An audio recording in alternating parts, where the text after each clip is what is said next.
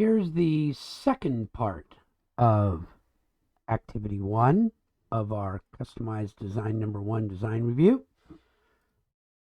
Now we're going to study the design review template. So the first thing to do, of course, is to make a copy of the template. Here's the resource file. And we're going to look at what parts of that design proposal will be addressed in this design review. I know we've done that once, but it's really important to keep going back to that over and over and over. So this is what we're going to be looking at. We're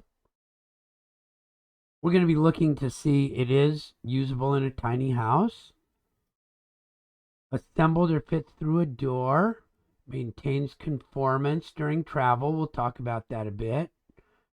Here will be some samples for you to use, but here's the part that we're doing, right? It has to be a cooking or be part of or support the function of one of these spaces: cooking and eating, bathroom, sleeping, work study, relaxation, or lighting.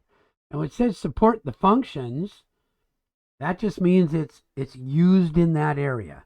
It's helpful. It would be a good thing to have in a bathroom that's tiny, in a sleeping area that's tiny, in a relaxation area that's tiny.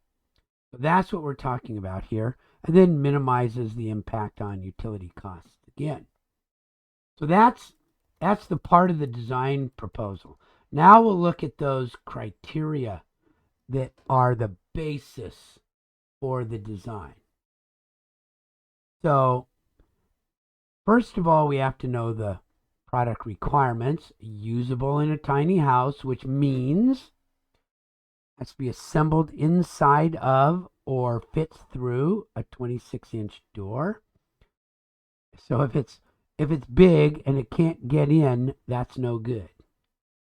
Maintains conformance during travel. So a tiny house is on wheels. It can get pulled down the roadway. So the thing needs to keep its shape, its position.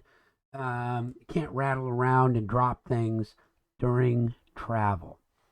And then I've given you here, or I will put those links in, some samples that will give you an idea. They're basically a trailer that gives you an idea of how big it is, and then supports those functions.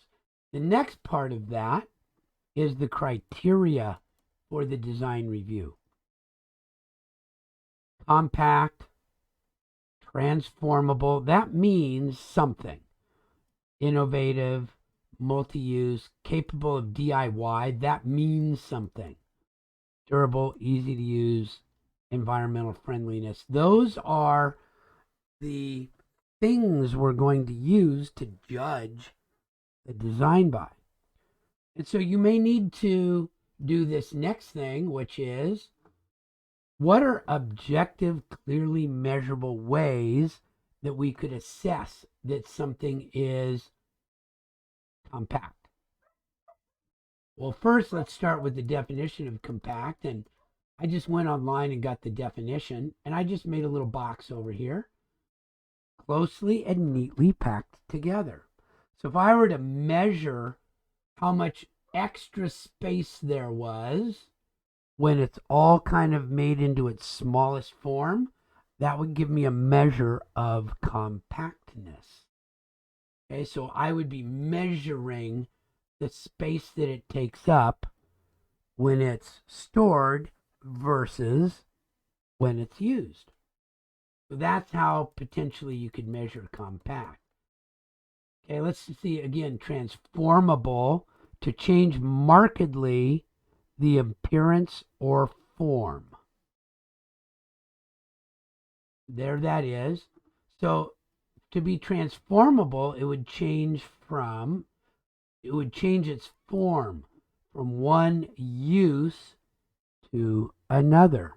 So a common one that you might see here is a bed that folds up into a rest and relaxation area, a couch, or a bed that folds up into a desk, or a desk that folds down into a bed, or something like that, something that really changes its shape as you go from one use to another. And you would do the same thing on each one of these. Make yourself a little definition.